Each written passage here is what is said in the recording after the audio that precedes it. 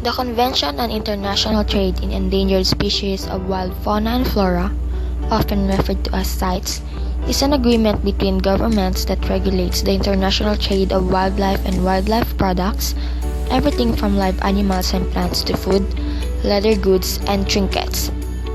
It was drafted as a result of a resolution adopted in 1963 at a meeting of members of the International Union for Conservation of Nature (IUCN).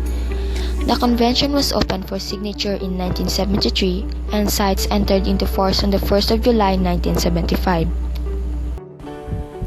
The annual value of the international wildlife trade is believed to be in the billions of dollars, with hundreds of millions of plant and animal species involved. The business is extensive, encompassing anything from live animals and plants to a wide range of wildlife-derived products such as food, exotic leather goods, wooden musical instruments, timber, tourist curios, and medicines.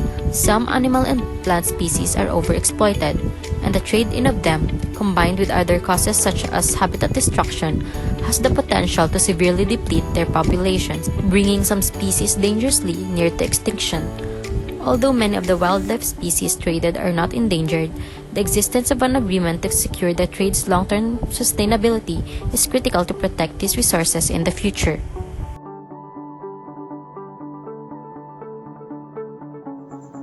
Endangering species. Trafficking in wildlife can diminish species populations and cause local or even global extinction. When endangered species are involved, any poaching or harvesting of that species to supply the illegal trade risks the species becoming extinct. Animal cruelty. According to Rosen and Smith, 2010, the methods used by poachers to kill or capture animals and the way animals are handled are often extremely cruel and fail to comply with animal welfare standards. Furthermore, many transportation and concealment methods are harmful to animals, and many specimens fall ill, are injured, starve, or die otherwise in transit. Threats to the other species beyond the direct negative biological impact on specific species. The illegal wildlife trade can have indirect impacts from a conservation perspective. The two most obvious examples are detrimental bycatch of non-target species and the introduction of harmful alien species into a habitat. Biosecurity risks. Exotic species that are trafficked can pose a biosecurity risk because they can potentially establish themselves in the wild and become pests. They can also carry seeds, parasites, and viruses which, if released to the environment, would have negative impacts on native wildlife and on the agriculture, horticulture, and aquaculture industries. Since 1975, the treaty known as CITES has been trying to keep international trade from decimating wild species. But challenges about this binding treaty among governments was created for the protection of certain species of wild fauna and flora against overexploitation for international trade. But CITES faced some concerns during implementation.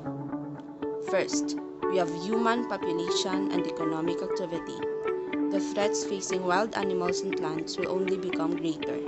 CITES' vision statement is to conserve biodiversity and contribute to sustainable use by ensuring that no species of wild fauna or flora becomes or remains subject for unsustainable exploitation. Second, large coverage. Since CITES covered broad in nature, it should be implemented in a harmonized way. That is why parties in a conference make recommendations to provide guidance. These recommendations are recorded in one of two ways, either resolutions or in decisions.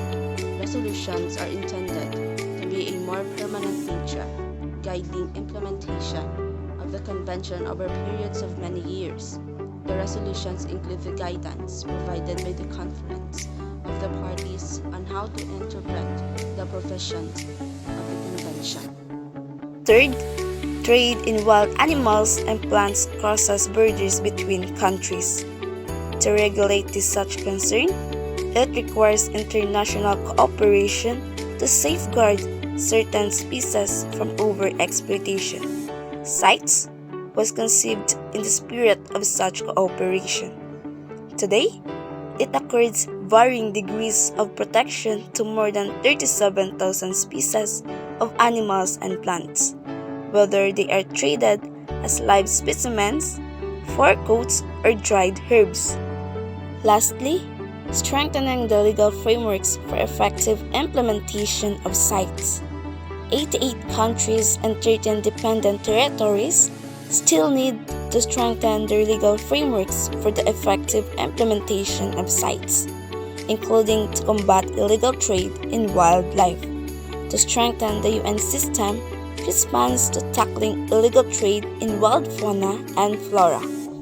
UNEP, or the United Nations Environment Program, and the CITES Secretariat announced a collaborative initiative to provide assistance to priority countries and territories upon the request to enhance their legislation.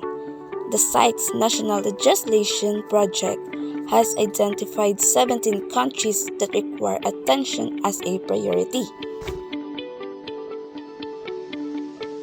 Full of issues, problems, and concerns related to CITES and efforts to solve the problems. Illegal wildlife trade in the Philippines.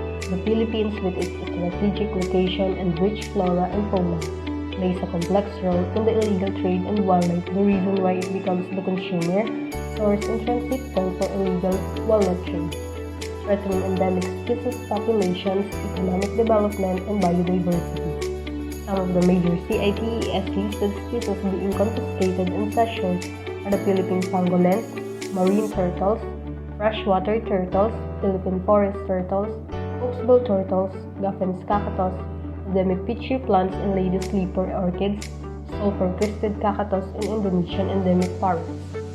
Recognizing the threats of the illegal wildlife trade to the country's biodiversity and economy, the Philippine government passed legislation, created interagency groups to combat the trade in illegal wildlife and wildlife parks, with building capacity across the law enforcement chain.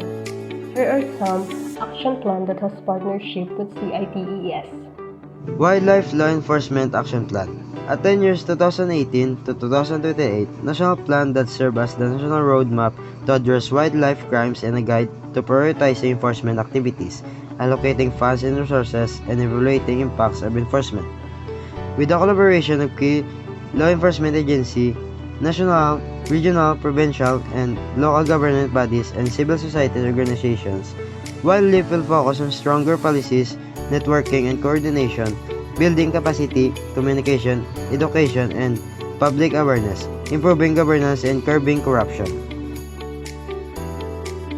Next, Global Wildlife Program.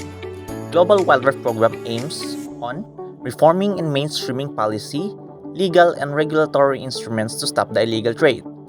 Also, assessing and addressing capacity and resource gaps across the entire law enforcement chain. Increased sharing of information and knowledge through port monitoring and tracking systems. CITES e-permitting system or e-CITES, intelligence gathering and case building. Demand reduction measures implemented by conducting economic valuation studies and research on consumer buying behavior. Behavior change communication strategy and large-scale public awareness campaign, engaging key opinion leaders, influencers, and youth.